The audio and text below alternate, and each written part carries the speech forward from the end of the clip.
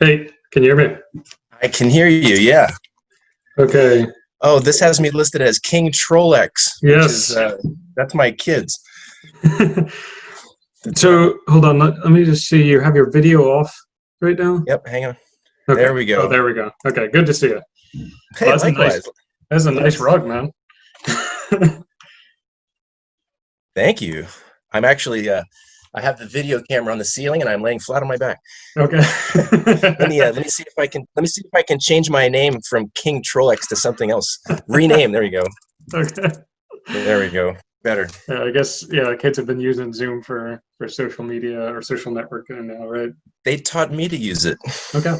All right. Yeah. Here we go. Okay. Well, yeah. So let's jump right into it since like I said, only have 40 minutes and we have ground to cover. Okay. Well, okay. So I wanted to start off this interview kind of with my intro from my perspective of Chris and Chris Gkikas. Gkikas, correct? Geekus. Gkikas. Okay, I'm sorry. Yeah. Gkikas. Okay. Chris Gkikas and Western North Carolina Disorienteering Club. Well, no, that's a previous title. It is Okay. the WNC Orienteering Club. WNC Orienteering now. Okay, so my first recollection of Chris was back. I think I heard about you guys in 2015 or 2016. I was still in Spain at that point. It was around then, like 2015 to 2017. I can't remember precisely, but around then. And I was just starting to learn to use Cartapulauten. My roommate in Spain had taught me, and I was thinking, wow, this really opens up a lot of possibilities back home. Like there's so many terrains where I'm from in Pennsylvania that have been closed up to this point to orienteering. Have been closed because I haven't I've been able to get to it.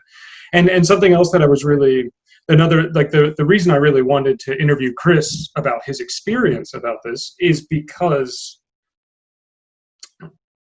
there's a general trend going on in orienteering that's not limited to American orienteering, which is a general downward trend, and that participation is decreasing. And people are getting older. I mean, I've heard from the Norwegian mapping community, the average age each year goes up by 1 year. There are no new mappers getting involved in clubs in Norway. And the reason I wanted to interview Chris about this is because I think his introduction and approach to orienteering and the whole community is something that can be scaled out to more people and possibly reverse this trend of what we've been seeing. I mean, it's all anecdotal. I have no research because nobody does research on this stuff. But from what I see, Chris was able to start a club essentially from scratch as far as I can tell. But he's going to go into that now.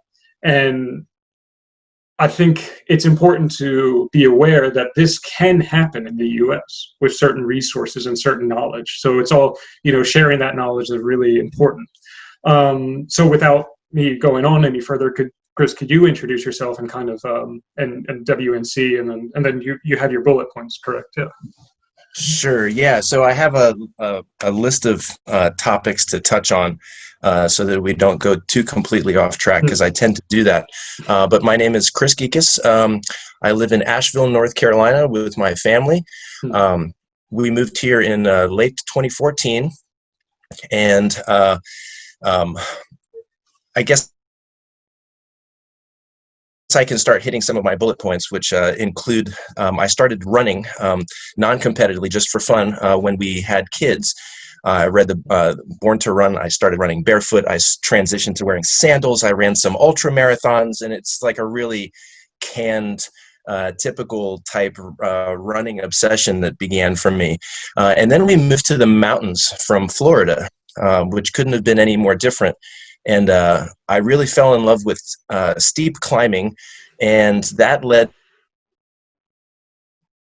to being in the wrong place at the wrong time, to ask the right people the right questions.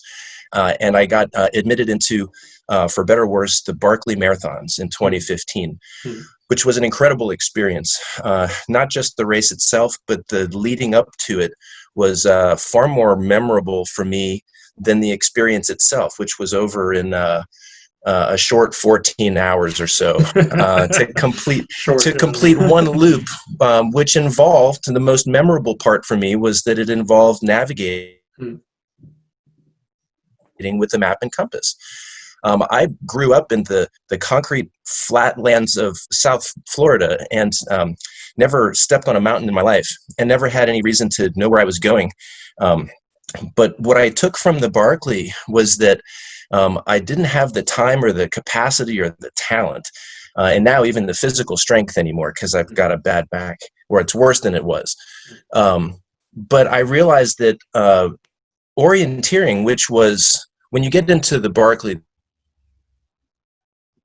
the first thing you hear is you better brush up on your orienteering skills. And I had heard the word orienteering and I knew what it was, and I immediately started looking into how to navigate in the backcountry with a map and compass, specifically how to get unlost, because that happens at the Barkley, and that's why you need to know how to navigate at night in terrible conditions, etc. I won't go too much into the Barkley, but it introduced me to land navigation. So when that was all over, I came back to Asheville and I had to do more of this. And having 4 young kids, I knew that orienteering could take place in a much shorter time frame than an ultra marathon that takes days at a time. So I had some adventurous friends, and I said we should try and do some of this orienteering stuff. It's shorter and faster than the Barkley stuff. So I started asking around about whether there was an orienteering club here, and the answer was no. The nearest club is in near Charlotte. So I went down to a Carolina Orienteering Club meet, where I met some folks who introduced me to people who would become pivotal in the development of our club. Someone who became a real close friend and a mentor in many ways, a guy named Jim Hall, and I'll get to that in a minute. But so I went to a meet in South Carolina and I fell in love with it. And it was the first time I'd ever touched a finger stick or held a proper, ISOM symboled map. It was the first time I'd ever even seen a true field checked proper orienteering map. And it blew my mind how beautiful it was and how detailed it was and how hard it must be to make one of these. So naturally, I figured maybe I should try and learn how to make one of these. And I started researching, and the Google rabbit hole led to instant map making, which was something called Kartapulauten. And a little bit about my background before I go into how this made sense at all to me was that I've spent my whole life as an IT analyst. I'm a terrible web programmer, but I know enough to make a website and know how to use an FTP client. And I've always been a computer nerd kind of thing. So diving into some deep software and INI files and LiDAR processing, it came naturally to me. And the maps were terrible at first. I mean, really awful, but we used them, and we had a great time. And when I say we used them, I'm referring to my core 4 is what I call them. It's Mike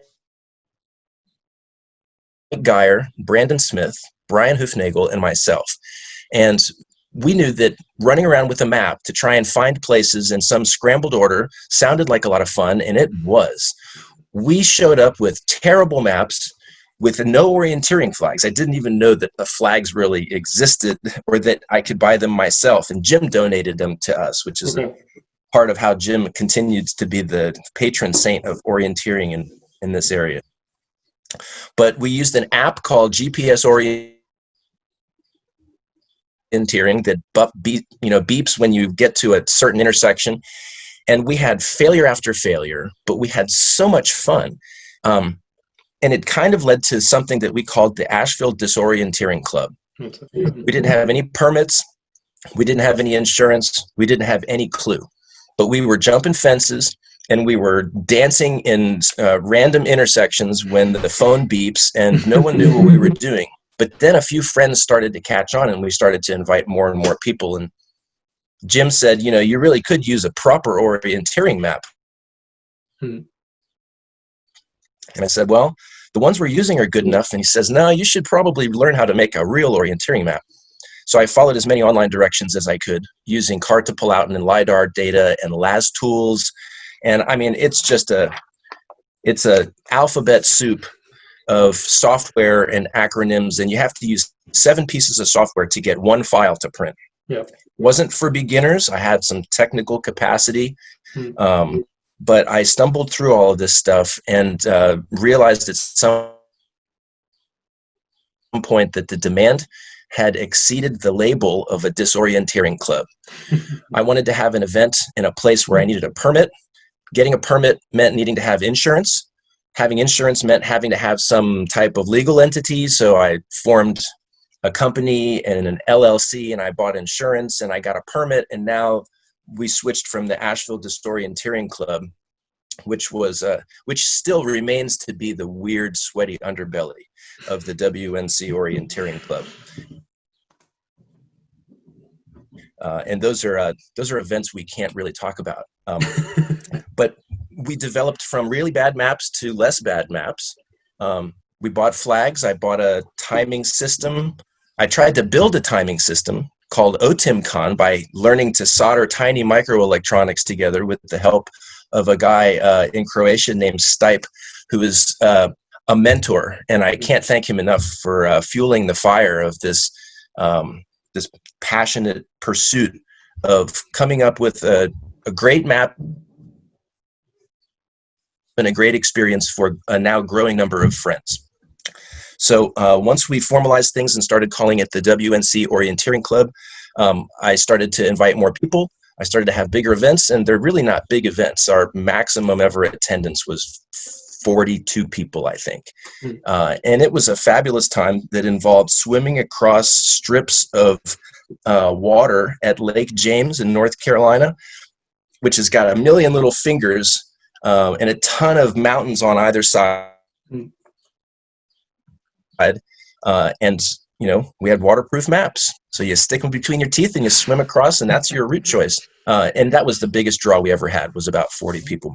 So that's sort of the short story of how I was introduced to orienteering, about how I sort of really stumbled through the mapping process, and got to the point where we have what appears to be a functioning orienteering club here in Western North Carolina. So that's a little bit about where it all came. Yeah. So well, thank you for that intro. That runs through pretty much more or less what I understood your story to be, which was, yeah, just starting from scratch and learning it on your own and all of that. And this really goes to the crux of what I wanted to do, is that and really highlight is the importance of this, is that you learned all of it. You taught yourself essentially all of this, and you didn't make any large investments. You just had the knowledge behind it, right? You had the knowledge and the resources, which was, at that point, that was mostly LiDAR and then GPS orienteering. I've used GPS orienteering quite a bit too. I can tell you it's not very good compared to the apps we have now. But definitely, we've improved quite a bit, thankfully. Right. Well, so what I wanted to get to next really is kind of, because you went through all of this from scratch and were still able to start a club without any support from outside support other than knowledge and mentors. What you downplayed it, but what I think is really important that you said there is you only got 42 people, or 40 people was the most you ever had. But those are 40 people who would have never gone to an orienteering event otherwise, most likely. Right. Right. Yeah, we've definitely introduced a lot of. So it really strikes a chord with me, just how inclusive and how welcoming the activity of orienteering is, and how now we have family groups that have not gotten out of the house to speak of until now. Yeah. Because they didn't find something that really appealed to them. So I feel like I've gotten sedentary people off the couch and active. I've gotten families doing things together that might have either been doing something else or not doing anything at all. Yeah. So that's where I think like I mean, orienteering in itself is not a sport that I feel will ever appeal to kind of the mainstream in the U.S. I don't think it would ever, trouncing through the woods with a map looking for points. It doesn't appeal to everybody, and I think that's fine. I am not interested in boxing. That's just not my thing, right? But I think it's extremely important for us as members of the sport now to make sure that anybody who wants to gets the opportunity to. And to that, that's where I'd like to see your approach be easily replicated for other people around the country. So could you speak a bit on maybe some tips or potential pitfalls for people wanting to start a club in this way? Absolutely. So I have a list of things that I think are helpful bits of info, because the way I went through the history of the development of learning to make maps and all of the software, it is very intimidating to someone who doesn't do this as a hobby themselves. If your aim is to introduce orienteering to your community, you don't have to be the mapper. You don't have to be the course setter. You don't have to be the timing person or the results person. You can use a lot of readily available, most of the time, free resources to get outdoors, and you can be orienteering later this afternoon if you put your mind to it. You don't need a LiDAR-based map. You don't need a field-checked ISOM compliant map that's going to get vetted by a meet. That it can be as simple as printing out a screenshot of Google Streets, or Google Maps or OpenStreetMap, and get you a red pen and one of these straight things called a ruler, and you can draw some lines. You don't need special software. You can literally draw some circles on a map, and that's something that I only came to realize in reverse order. Most people start by drawing circles and using lines on a map. I came from the opposite direction, and I've only recently appreciated the beauty of a simple hand-drawn course where you go, I want to go here, and then here, and then here. And then when I get there, I should see this confluence of creeks, or I should be on this hilltop. You don't have to have a specific rootstock or a fine marsh to find in the middle of nowhere. You can go to really evident features in the terrain, learn to read contours, reading a basic street map with intersections and street junctions and where this path crosses over the river. Those are features that you don't need a field-checked map. So you brought up an important point for me there. Those kinds of control locations. Sorry, yeah, it's getting a little glitchy. Sorry, yeah. So you brought up an important point for me there, which is that you don't, just to get out and start a club and orienteer, the map does not need to be perfect, right? It doesn't need to be an ISOM compliant field checked map, just to get people out there. And I think that's been a lot of, anyone who knows me knows that's been my approach for a while, is we need to make orienteering more accessible, and part of that is making it easier to get these maps or make them. Personally, I still feel like for national events or for national championships, I want that accuracy. I want that level of precision for those events, Right. But when it comes to getting more people involved at a lower level where we have lower expectations, that's where we can use things like this.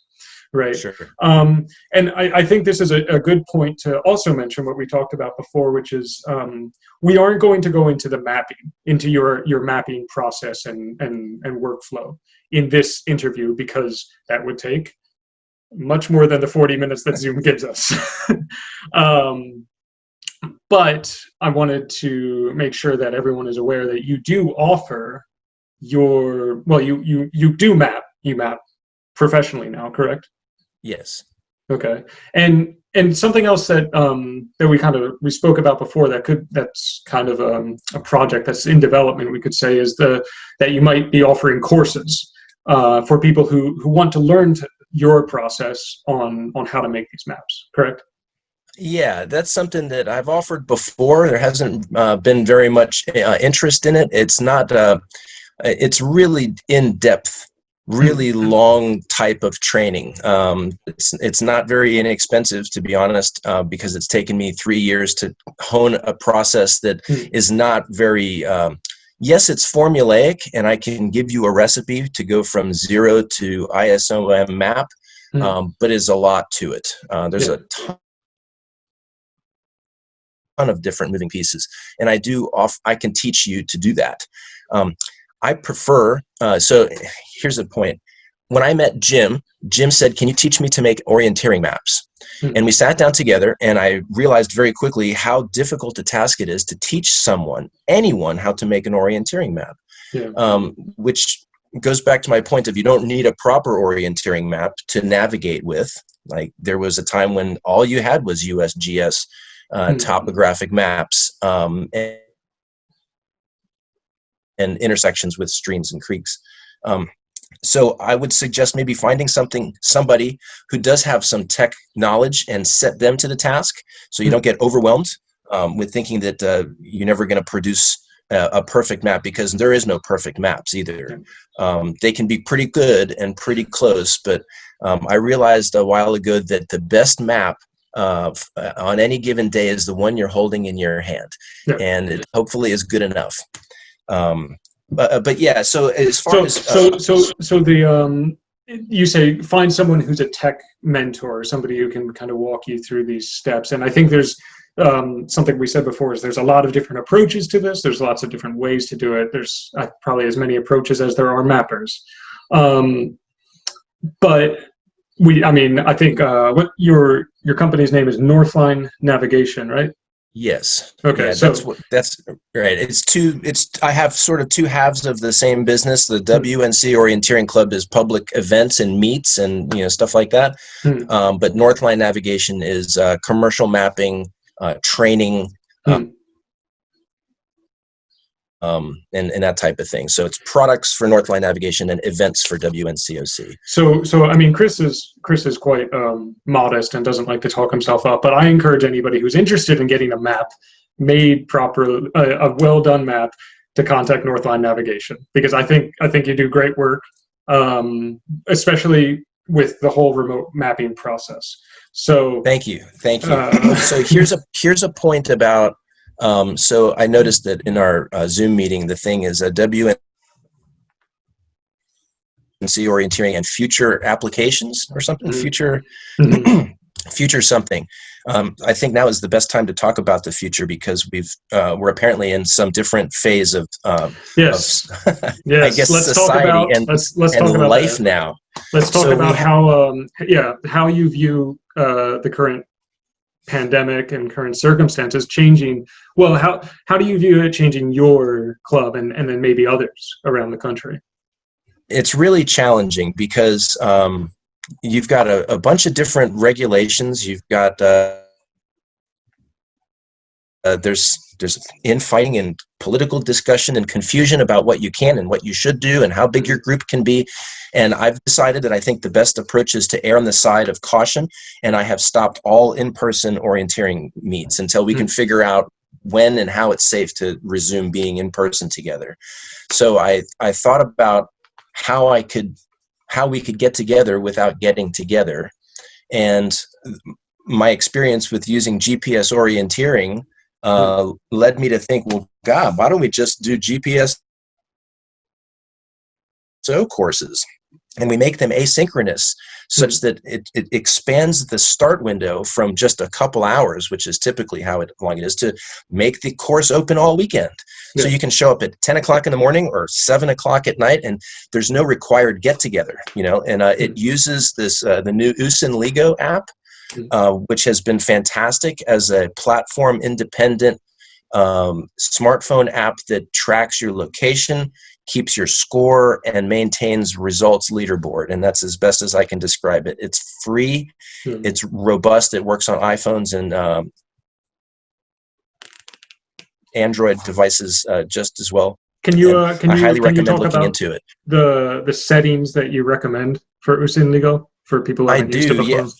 Yeah, we have tinkered around enough with Usin Ligo to know that if you're in a And this is really just a reiteration of what the help document in Usenligo says, which is if you're in a place with reliable GPS coverage, then you can reduce your control punching distance to something lower than the maximum. But if you're out in the woods and you might not have the best GPS signal, then you may want to keep it at the maximum. We've had no problem, well, with the exceptional glitch here and there, because I don't know what's happening on everybody's phone. But for the most part, a 35-meter punching radius means that everything, it'll beep before you get there. And it's been really reliable. Some of the settings can be easy to miss. It's not the most beginner friendly, the most easy to understand, but if you read the instructions, and I've wrote out some instructions with screenshots and step-by-step stuff, it can be a really great way to participate in orienteering in the following way. I've started working with race director friends of mine in other places to produce orienteering events, notably Scoro events, that eliminates a lot of the intimidation of new people getting lost. Yeah. Like if you can't find the first control, your day is kind of ruined. I don't want anybody's day to be ruined. I want everyone to go out there and have fun. So we started doing a Street O Scoro using Usenligo, and it is a blast. Yeah. I have people telling me that they had a wonderful time in the town they've lived in for 30 years, walking with their kids, seeing places they've never seen before. Yep. And it is putting maps in people's hands. It's getting them out and about. I've been making these for people all over the country. I've got some done in Canada. I've seen a few of those. I've seen them popping up on Usenligo. It's cool to see. Yeah, so I started it out as called O From Home when we were, limited to our neighborhoods. And now that that's opening up a little bit, we're doing some urban Scoro things. So I would recommend everyone look into Usenligo, because here's another good part of this. You download the app and it gives you a descending order from where you're standing of how there might be an orienteering course. There's a bunch of places now in the United States where if you're lucky to be close to one of those places, there are a lot of opportunities for orienteering now that exist thanks to this new app. You can download the PDF yourself and print it out, and off you go. So I definitely recommend Usenligo as a socially distant way of moving into the future where large groups and gatherings are prohibited or ill-advised. So if I just to speak a bit from my experience with that also is I started using GPS orienteering years ago for my own training. I wasn't organizing events. I was just doing my own training. I wanted something out there to confirm I made it to the right place, because you can't run quite as fast if you don't have a flag or a streamer confirming this is it.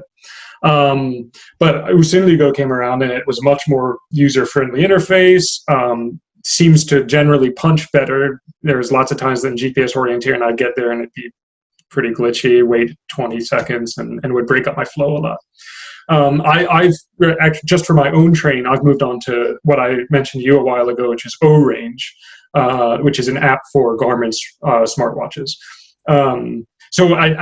I pretty much only use O-Range now because it's so much more convenient just to carry my watch than carry my phone. But I think that's an important distinction between training and holding these events. Is you want to try to make it as how can I say it, as accessible as possible to as many people as possible. Something I've mentioned with some people in DVOA, for example, is moving forward. It's been years since, well, not years, but I very rarely go to local events that my club puts on, because as an elite orienteer, I need more than what is offered at the local events. I need longer courses. I need more difficult courses. I need lots of controls. And that is a lot of work for a course director. It's a lot of work. So something we've talked about is just using flags and pin punches or smart or SI for the beginner courses, which the beginners might want more confirmation with. There's just a physical flag, whereas the real hardcore folks were okay with doing something just based around GPS if it means that our course is going to be more interesting and more fun. But something else I guess that I hadn't heard about before, but because I haven't worked in this way, but I think it's interesting that you mention it now, is that you feel that scoros are kind of a better way for beginners to get into the sport. Yeah, I think that there's an intrinsic success involved versus the pressure of competition. So in the ultramarathon world, we have these timed races, 6, 12, and 24-hour races on a looped course where everyone is doing their best. Yes, you have the podium at the top where it's the elite outliers who run 10 times faster than the rest of the pack. So timed events mean that the people at the top of the results, they're still the winners, but the people in the middle and the people towards the bottom, they're not the losers. They're participants who did the best they could in the allotted time that they had. And I think that it's a more inclusive activity than a point-to-point classic orienteering race.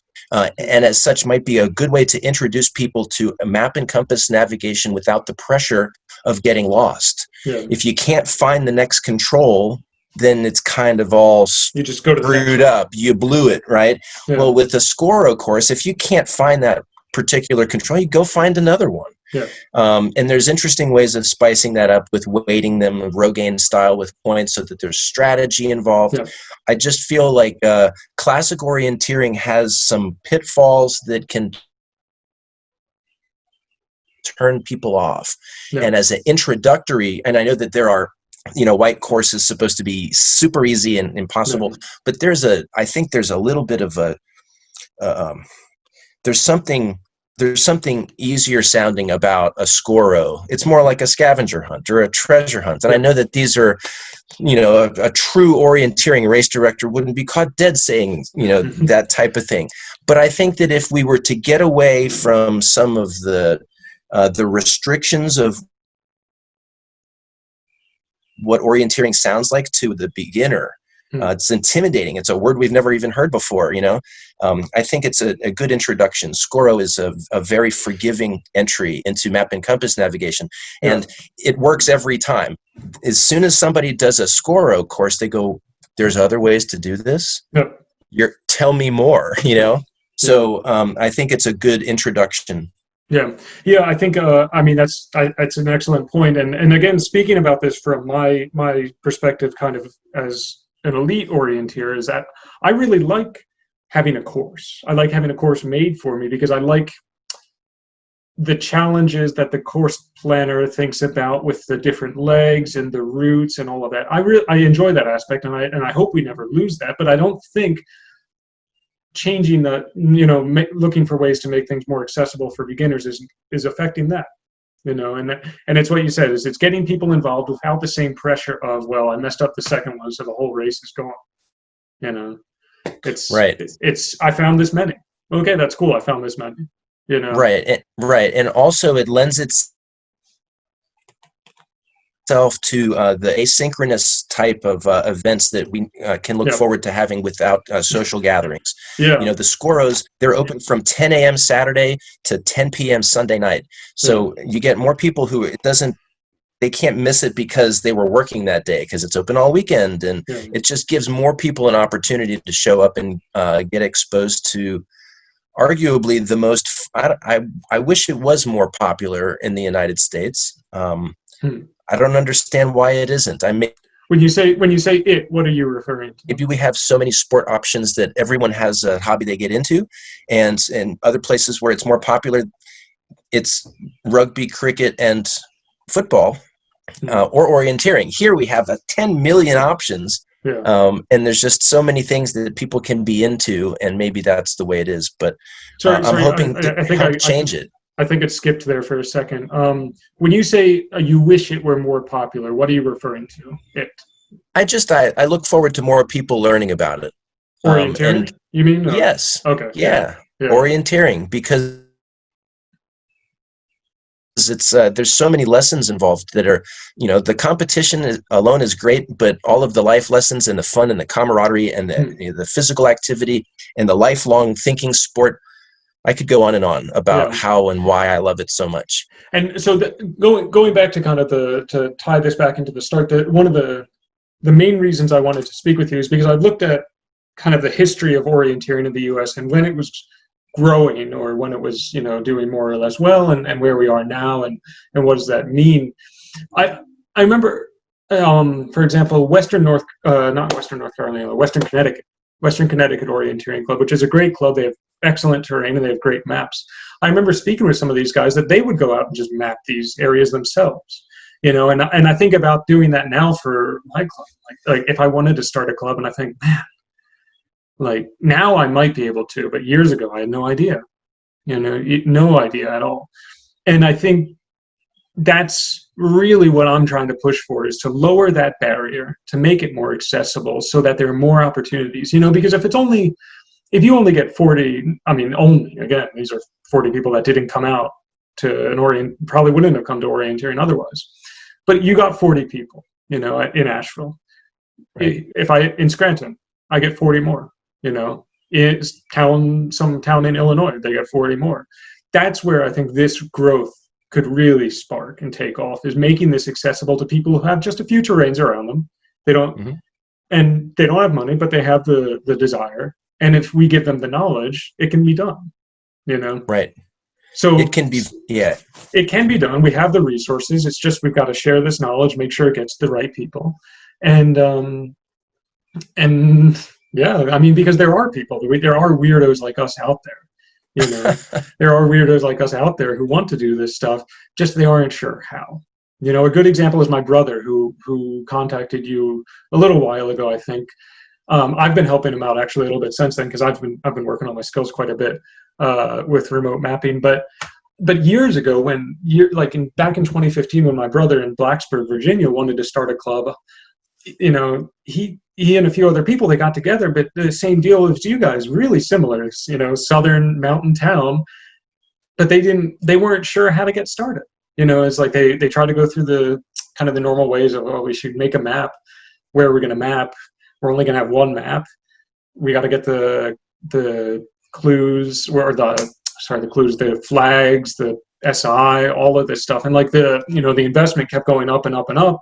And then another point that my brother did bring up, which I think is really important for a beginners orienteering club, is, or just a orienteering club that's getting started, is how many people actually have the skill to correctly place a flag. Right.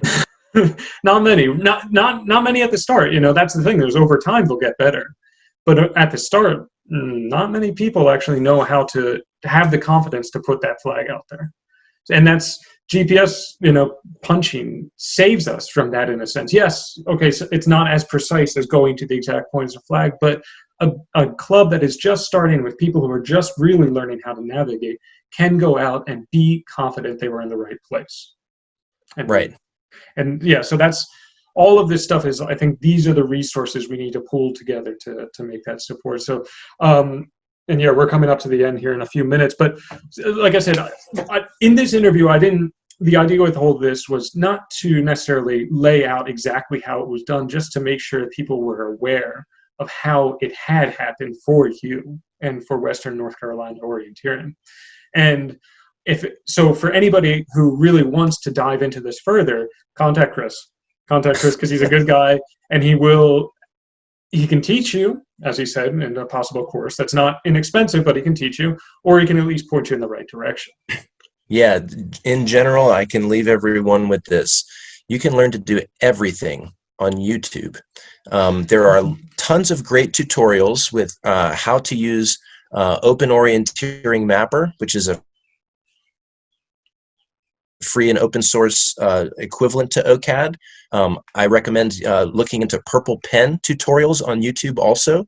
And if you can learn to use Open Orienteering Mapper with OpenStreetMap data and Purple Pen, you can print, you can export your XML for US and LEGO usage. It's not as hard as it sounds. And if you're passionate and you're surrounded by a enthusiastic and supportive group of people, you can grow a club from a seed and an idea to something that, like we have here. I'm super lucky and fortunate that there's a huge demand now, and it's growing all the time for where's the next event, where else can we go, how much more fun can we have? So start small. Don't listen to the critics. Do what you do what you can do, and be patient. And I think that anybody can do this if they put their head to it. Perfect. Okay. Well, thank you very much for your time, Chris. Really appreciate it. I'll definitely be in touch with you about other things coming up, because I've got to. Well, I mean, I pick your brain about some mapping stuff too, and I really hope that other people are ready to contact you to get more involved in mapping or learning how to map. So, well, thank you very much for the interview. I appreciate the call. No problem at all. You're very welcome. Okay, I'll talk to you soon, Chris. All right, thanks. Bye-bye. Bye.